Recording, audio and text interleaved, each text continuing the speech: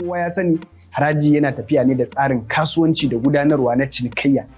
Ashe kaga in ba dan a ce gwamnatin nan ta yi wa'annan abubuwan na rusa kadarar al'ummar jihar Kano ba, ni a fahimtata da an samu wani yanayi wanda harajin ma zai ƙara haɓaka a jihar Kano da ma ƙasar baki ɗaya. Sannan maganar gwamnati da kake yi, ni a wurina da fahimtata har yanzu nan babu wani abu ƙwaya ɗaya, babu wani abu ɗaya single handedly wanda zuwa yanzu zai iya cewa wanda wannan gwamnatin ta mai da hankali a kai. To ai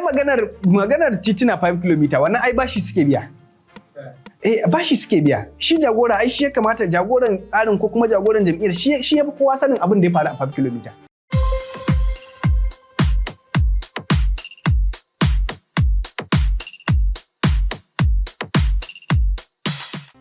Kowa in al'amari ya taso irin wannan, kowane mutum ya danganta da irin fahimtar da zai wa abu da sauransu. Amma dai koma me ake ciki kamar yadda na faɗa maka shine a matsayina na ɗan ƙasa, a matsayina na ɗan jam'iyyar APC, fatanmu da addu'armu shine koma me za a yi ko kuma koma me ake ciki, muna kira ga shugaban ƙasa da sauran shugabanninmu akan su ji tsoron Allah kuma su tabbatar da cewa wannan abun ko wannan tsarin da za a yi tsari ne wanda zai taimaki 'yan ƙasa, ya taimaki talakan ƙasa don mutane su samu sauƙi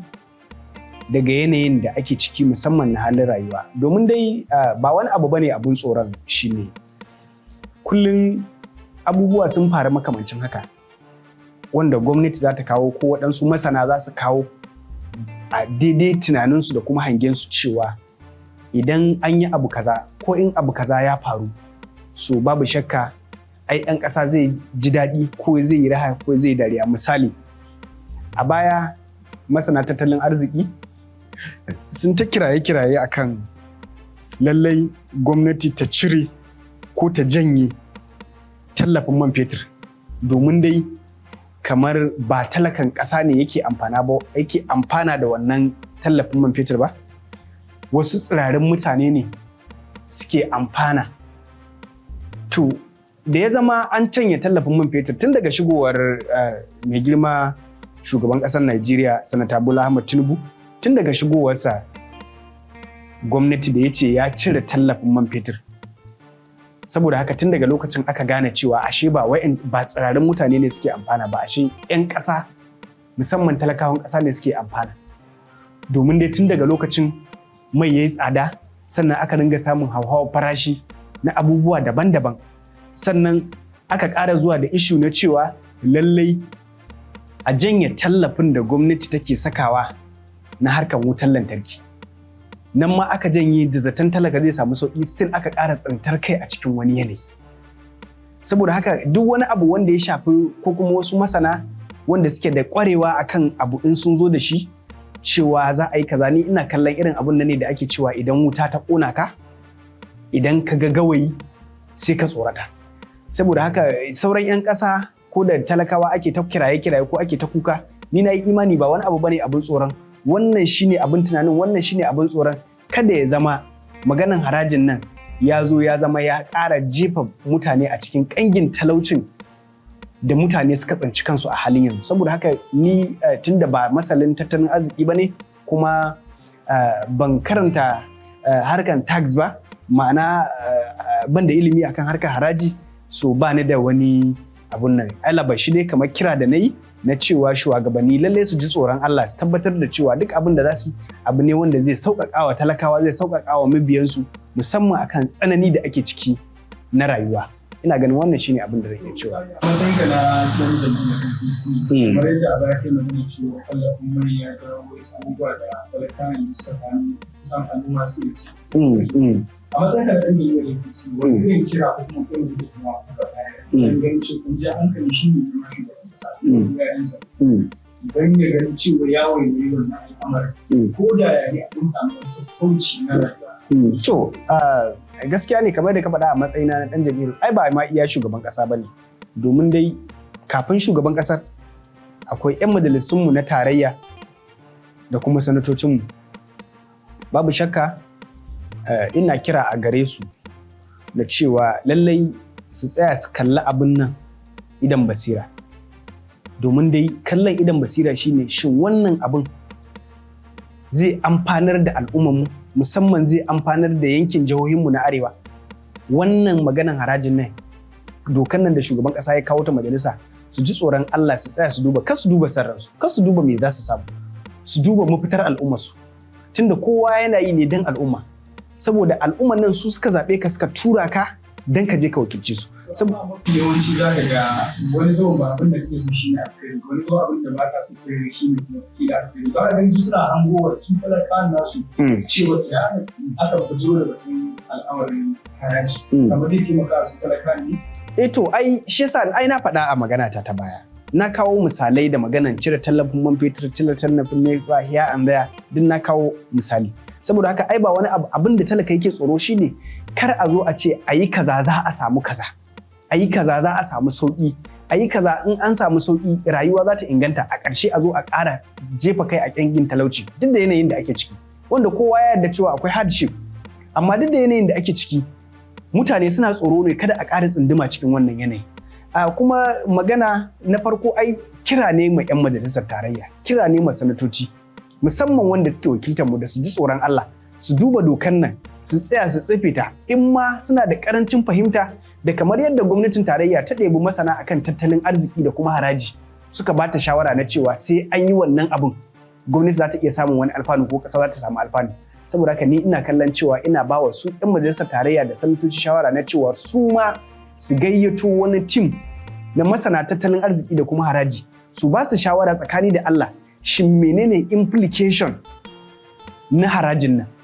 menene implication na shi wannan bill din da aka kawo akan maganan tax, sannan menene alfanunsa, menene kuma rashin amfaninsa ga al'umma. Idan akwai rashin amfani, ni ina kira a gare su da su ji tsoron Allah, su tabbatar da cewa wannan abun bai faru ba ko kuma bai yiwu ba, domin dai wasu suna hasashen cewa tabbatar da wannan kudirin da shugaban kasa yake kokari kamar tabbatar da wani abu ne wanda zai iya kawo ko kuma zai iya ƙara ingin talauci ma arewacin Najeriya ko kuma ma jihohinmu na arewacin Najeriya, duk da yanayin da ake ciki ne yanzu. Saboda haka ni ina kira a gare su, sannan ina kira da shugaban kasa da ya ji tsoron Allah. Al'umman nan su suka zaɓe shi, kuma su suke son su ƙara zaɓarsa. Ina kira da duk wanda yake da ruwa da tsaki da cikin tsarin da ya kalli mafitar al'ummarsa ya ji tsoron Allah, ya tabbatar da cewa abin da ya kawo ba son ransa ba ne, zaɓin al'ummarsa. Idan muka da cikin jihar Kano, gwamnati ne ta kuke da wanda shi yanzu an kai kusan shekara ke na ana amfani wanda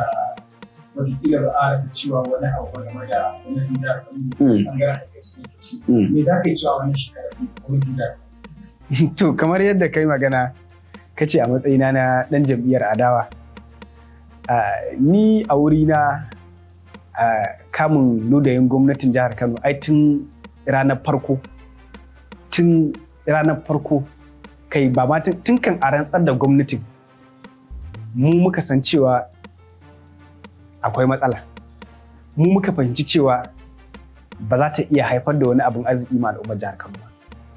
Abin da yasa na ce haka shine duk abin da za ka yi ko ka faɗa ya kamata ka zo da tarin hujja da kuma tarin dalili. Daga cikin dalili, primary assignment na gwamnatin nan Kano da aka rantsar da ita gwamnatin NNPP a Kano shine al'ummar jihar Kano sun wayi gari da karayar tattalin arziki a matsayin jihar Kano na cibiyar arewa, a matsayin jihar Kano na jihar da tafi ko ina kasuwanci. Saboda haka gwamnatin da al'ummar Kano suke zaton sun zaɓa, ko gwamnatin da al'ummar suka fito suka bata gudunmawa har suka ɗora gwamnan, wannan gwamnatin ce ta ranar farko, tashin farko ta fito da wani tsari na rusa da kuma ruguza tattalin arzikin jihar Kano. Domin da al'ummar jihar Kano shaida ne irin abin da ya faru a Kano na rushe kasuwanni da rushe shaguna, wanda wuraren da aka rushe dinnan kowa ya sani, ko ma bayan aka samu wuraren da aka rushe dinnan kowa ya sani zuwa yanzu wurare ne wanda babu tsaro ma a wurin. Kusan abubuwan da ake yi a wurin abubuwa ne wanda zaka kira su da inna lillahi wa inna ilaihi raji'un. Kuma wanda aka rusa musu kasuwancin nan al'ummar jihar Kano ne, suna nan sun karye, sun zama koma baya, kuma tattalin arzikin su yayi ƙasa. Saboda haka tattalin arzikin su yayi ƙasa, so tattalin arzikin jihar Kano yayi ƙasa. To kaga tun farko gwamnatin da ta fara da rukuza al'ummata, gwamnatin da ta fara da irin waɗannan abubuwan, to kaya kake tsammani ko kuma ta ya kake zaton cewa wannan gwamnatin za ta iya samarwa wani abu za ta iya samarwa al'ummarta wani abu na ku zo mu gani. To amma wasu suna gani kamar gwamnatin bayani da yi wa ta jin baka ta tarafa rashi da haƙoƙin al'ummar jihar. To ita gwamnatin Kano tana ganin kamar wani kokari ke na kuɗa sa wajen ganin fafato wannan abin da ba mallakar mutane ba mallakar su wanda aka ba domin ta maida su al'ummar jihar. Kuma zan idan ta ce haka ba ka ganin kamar ya yi wuri da yake wata hukunci ne cewa ta gaza a tashin farko. To ai Bahaushe ya ce Juma'ar da za ta yi kyau tun daga Laraba ake gane ta. Saboda haka ita wannan Juma'a ma tun daga Litinin aka gane ta. Kafin ma Talata da yi kafin Laraba ta yi tun daga Litinin aka gane ta. Sannan daga cikin abin da zan kara da shi shine gwamnatin mu ai gwamnatin al'umma ce. Domin dai wurin al'umma ta bawa. Kuma al'umma su suka gina suka zo suke kasuwanci a wurin, kuma bayan da suke kasuwanci sauran al'umma da duk ƙasa da duk jiha da ma ƙasa da kowa yake karuwa akan al'amuran. Yanzu misali da ake ta maganganu akan maganan da na gama just of recent akan maganan haraji da waye, kowa ya sani haraji yana tafiya ne da tsarin kasuwanci da gudanarwa na cinikayya. Ashe kaga in ba dan a ce gwamnatin nan ta yi wa'annan abubuwan na rusa kadarar al'ummar jihar Kano ba, ni a fahimta ta da an samu wani yanayi wanda harajin ma zai ƙara haɓaka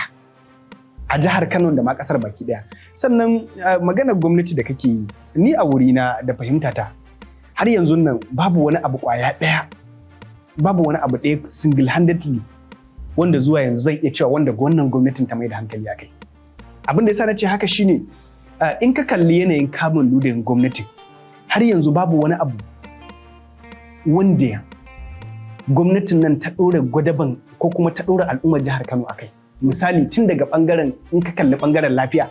in ka kalli ɓangaren ilimi, ka kalli ɓangaren ruwan sha, al'ummar jihar Kano ma sun manta da maganar ruwan sha. Amma manta da ana kawo ruwan famfo a Kano. So kai tsaye zaka kalla ka ce babu. Haka in ka kalli ɓangaren lafiya ya zama zero. To akwai ɓangaren titina fafar kilomita kuma ɓangaren mafi karancin albashi da. To ai maganar titina 5 km wannan ai bashi suke biya. Bashi suke biya. Shi jagora ai shi ya kamata, jagoran tsarin ko kuma jagoran jam'iyyar shi ya fi kowa sanin abin da ya faru a 5 km. To ba kowa ka zo ba ka ci gaba? To ai ina kuɗin da za a ci gaba bayan ka ɗebi kuɗin ka tafi da shi. Saboda haka an ɗebi kuɗi an tafi da shi yanzu kuma kun dawo ai bashi kuke biya. Duk inda aka je ana maganar 5 km ai wannan abin sunansa biyan bashi. Domin ne tuntuni an riga an ɗauki kuɗin wa'annan ƙananan hukumomin an riga an tafi da shi. Saboda haka in an zo ana musu aiki yanzu bashin da ake biya. Sannan kuma maganar da kake nan maganar titi ko 5 km ko wani mai kamar yadda na faɗa maganar titi da 5 km bashi ake biya. Sannan maganar da kake na mafi karancin albashi ai su ma'aikatan sun san me faru. Me bi wanda in yanzu an zo an baka in ka kalli yanayin da kamar yadda na faɗa ɗazu, in ka kalli yanayin da al'umma suke ciki, in ka kalli yanayin da ake ciki na kuncin rayuwa, 70,000 ɗin nan fa da aka biya, 70,000 ɗin nan da aka biya fa ba za ta sai maka buhun shinkafa ba. A matsayinka na mai gida. 70,000 ɗin da aka baka in a wani wuri kake aiki mai nisa ma ba za ta ishe ka transport ɗin da zaka je wurin aiki na kwana 30 ba. 70,000 ɗin nan da ake cikiyar an biya, in ma an biya wanda kuɗin bai ma kai 70,000 ɗin ba, 60,000 ne ma da wani abu. In ma an biya, in ma ya kai hakan, in ka kalli yanayin cost na rayuwa da kuma yadda rayuwa ta zama, ai bai kai wani adadi wanda zai kamata a ce an fito an gode ko an yaba ba. Domin dai al'ummar jihar Kano ai shaida ne akan yanayi na gwamnati. Yanda gwamnati take samun kuɗi, akwai abubuwa da yawa wanda gwamnati in za ta zo da shi wanda al'umma za su mora bayan ma'aikatan gwamnati, sauran al'ummar gari sun nema za su mora. Amma ba a yi. Inda na ce ba a yi, zuwa yanzu za ka gane, zuwa yanzu sai ka ce to me ma gwamnatin ta ɗabbaka ko kuma me gwamnatin ta mai da hankali a kai, ko zuwa yanzu ko da a jarabawa aka tambaye ka menene alƙiblar gwamnatin jihar Kano, zaka ce babu. Amsa ita ce babu. Domin dai babu wani abu ƙwaya ɗaya wanda zaka ce an mai da hankali a kai, saboda duk abin da aka ɗauko an samu matsala. Me abin da aka ɗauko wajen taimakawa matsala? Gwamnatin tarayya ma ta bada shinkafa, an zo an samu su jami'an gwamnati da shinkafar a gida sun ɓoye ko suna kaza ko wani abu makamancin haka. To gwamnatin da take irin wannan a baka abin da za a ba wa talaka ya zama ba a bawa talakan ba an karkatar da shi ko ta kake zaton wannan gwamnati za ta iya jin kan al'umma ko ta taimaki al'umma kuma wasu suna gargaɗin kamar iya inda ake to ai kwamiti da shugaban kasa ya a ƙarƙashin mai girma deputy senate president mai girma Barau Jibrin Maliya kwamiti da shugaban kasa ya yi wannan ya haɗa wannan kwamiti akwai members na jam'iyyar NNPP kuma an ba su al'umma aka ba wani maganar differences na jam'iyya ko dan APC ne kai ko dan PDP dan NNPP ko kana siyasa ba matukar dan jihar Kano ne kai inda duk aka je rabon shinkafar nan haka aka raba wannan shinkafar ba tare da kowane irin political differences ba. To idan muka da cikin gida cikin jihar Kano jihar Kano ne kowa ya sani shugaban jam'iyya na kasa gaba daya jihar Kano ya ce kwanan nan kusan kwana 2 ko 3 an yi taron a gidan shi shugaban jam'iyya ɗin inda aka dinga jin wasu kalamai na kashi tsakanin wato girma shi bakwai na abuji kuma bindar da aka wata sulan gado kamar ana wurin misayen yau sake cewa a kan wannan to ni dai a wuri na ku yan jarida ku kuke kokarin juya abin zuwa wani abu na daban amma ni ban san me wani abu na musayar yawo a nan ba sannan kuma duk al'umma masu fahimta za su gaya maka babu wani abu na musayar yawo me ne abin musayar yawo in na fahimta magana tun da ni lokacin da aka taron ina wajen abin da ya faru kuma na ji me aka faɗa na ji abin da kowa daga cikin su ya faɗa saboda haka ni a wurina ban ga wani abu na tada jijiyar wuya ko kuma in ban da dai ku yan jarida da kuke kokarin ku juya abin sama da ƙasa ya zama wani iri daban ba abin da nake kokari in ce anan shine abin da ya faru tun da ina wurin kamar shi mai girma Baffa Babba dan Agundi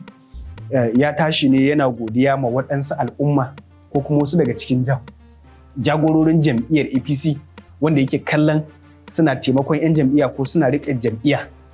a jihar Kano wanda yake godiya shi a karan kansa yake godiya a gare su da sauransu saboda haka shi kuma shugabanmu kuma jagoranmu mai girma tsohon ɗan takarar mataimakin gwamnan jihar Kano Alhaji Murtala Sulagaro shi ma in na fahimci maganarsa ban ga wani abu na tada jijiyar wuya ko kuma wani abu da ya kama da fitina ba domin dai maganar da ya ce shine in ana gode ma mutanen da suke taimakon 'yan jam'iyya ya kamata shi ma a gode mai kuma haka ne ya kamata a gode mai abin da yasa na ce ya kamata a gode mai ai Allah subhanahu wata'ala wanda shine ya halicce mu mai kowa mai komai mai yanda ya so a inda ya so Allah ma cewa wa in shakartum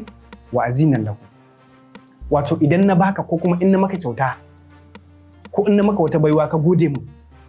to sai in ƙara maka to balle shi Alhaji Murtala Sulagaro bawan Allah ne kuma kaga ashe in yayi wani abu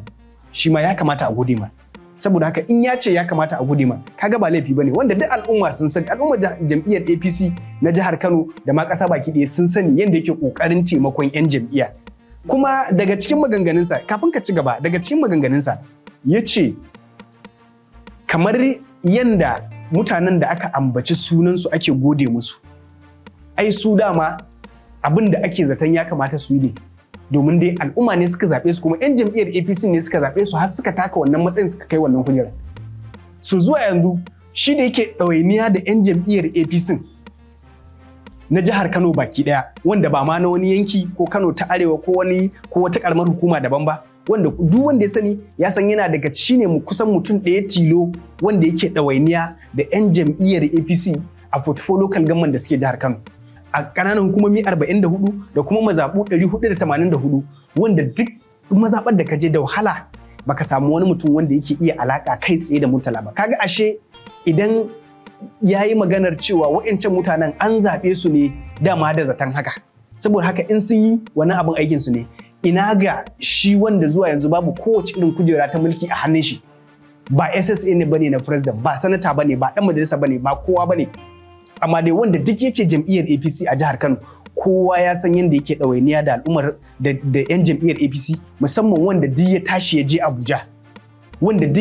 je Abuja ko ka je Abuja ko baka je ba za ka ga ƙoƙarin ɗan jam'iyya shine ina ne gidan Murtala. Ni ban san adadin mutanen da na tura address ɗin gidan Murtala ba. To ba ka ganin kamar shi baka na gudun yana yi ba shi barauni sakamakon ba don kuma saboda yake yi da jawo ɗan kwanfasiyar jikinsa da kyautata ɗin jam'iyya. To ai dama ai yabawar ba kuskure bane. Yabawar ba laifi bane. Ai kamar yadda na gaya maka in an yabawa wanda yake rike da wata kujera ta mulki dan ya yi wa 'yan jam'iyya kaza ko dan ya taimaki wani ko dan yana kaza, to wanda ya kamata ma a faibawa shine wanda yake rike da 'yan jam'iyyar ko wanda yake taimakon su a lokacin da ba shi da kowace irin kujera a hannunsa. Domin dai alkhairansa alkhairi ne wanda babu wanda zai iya gaya maka cewa ga adadin alkhairinsa. Domin dai na farko in ka je Abuja gidan Murtala, duk inda ka je gidan Murtala Abuja kullum in ka shiga 'yan Kano ne suke sintiri. In ka je ofis ɗinsa duk inda ka shiga ka fita 'yan Kano ne suke sintiri. In ka ga Murtala yau a Kano ya sauka a Kano, to kai tsaye wani tsari ne ko kuma wani alkhairi ne wanda 'yan jam'iyyar APC suke kallon ya sauka a jihar Kano a ranar. Wanda in ka je gidansa, in ma dai yana gidansa na Kororo za ka je ka ga kusan kashe hanyar ma ake saboda gosulo na motoci yadda mutane suke shiga suke fita, kowa ake taimakonsa. Dan jam'iyya ne kai, mai rashin lafiya, mai suna, harkar karatu, taimako dai na abu daban-daban na al'amuran da suka shafi harkar rayuwa. Sannan duk inda ka ganshi a Kano in ya zo yau Kano kafin ya tafi shine ina aka yi rasuwa ije ta'aziyya, ina za a daura aure ya je murna ko ya halarci wannan irin auren, ina ake rashin lafiya ya je dubiya, ina ya kamata ya je dan ya girmama dan jam'iyya. At least kowa ya sani yana ɗaya daga cikin kusan zuwa yanzu zan iya tabbatar maka da cewa ba shi da na biyu a mutanen da suke ma jam'iyyar APC hidima a jihar Kano. Domin dai babu kowace irin kujera a hannunsa ta mulki, babu kowace irin dama wadda ko daga shugaban ƙasa ko daga wani wanda ya bashi daidai SA na wani mutum babu wanda ya bashi, amma kowa ya sani in Murtala ya sauka Kano yau to kai tsaye zaka iya cewa alkhairi ya sauka Kano maje 'yan jam'iyyar APC da wanda yake da rabo, wanda duk ya san cewa ya tashi ya dauki kafarsa ya je gidan Murtala, kai har ma wanda bai je din ba akan iya bada sako. Ko ni an bani sako na bayar, kuma a kwanan nan a 'yan kwanakin nan akwai wanda aka bani sako na basu. Saboda haka in ka kula zaka ga alkhairinsa yakan baza ko ina ƙananan hukumomi 44 yakan baza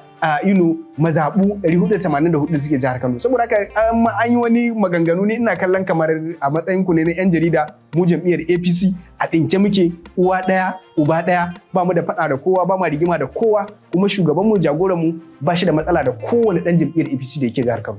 In ma dai mai kujera ko wanda bai da kujera. To amma mutane suna ganin kamar mai da martani kamar wani abu ne, yana ganin kamar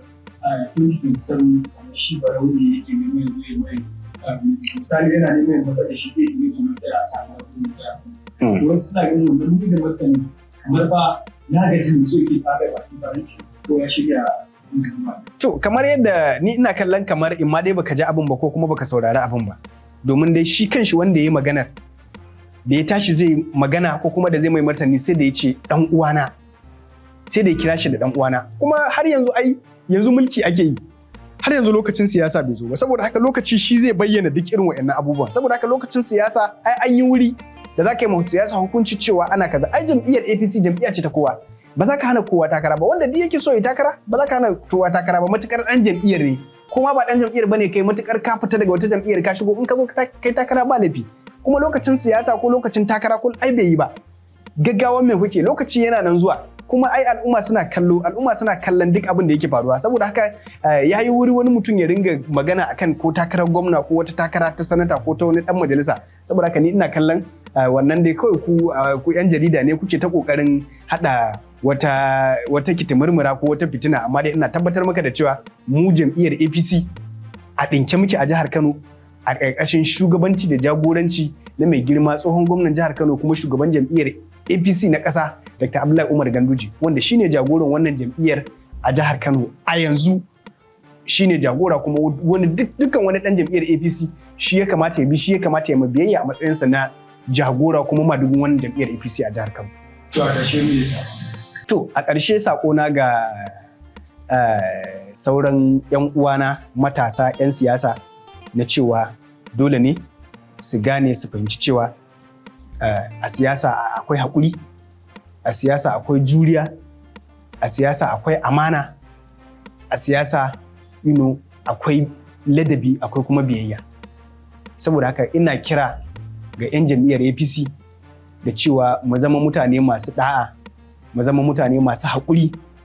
domin dai in Allah yarda da yardar Allah shekara ta 2027 in Allah yarda kafin mu karɓi goruba a hannun kuturin mashi kuturin ya yadda ita ya gudu da yardar Allah. Jama'a assalamu alaikum.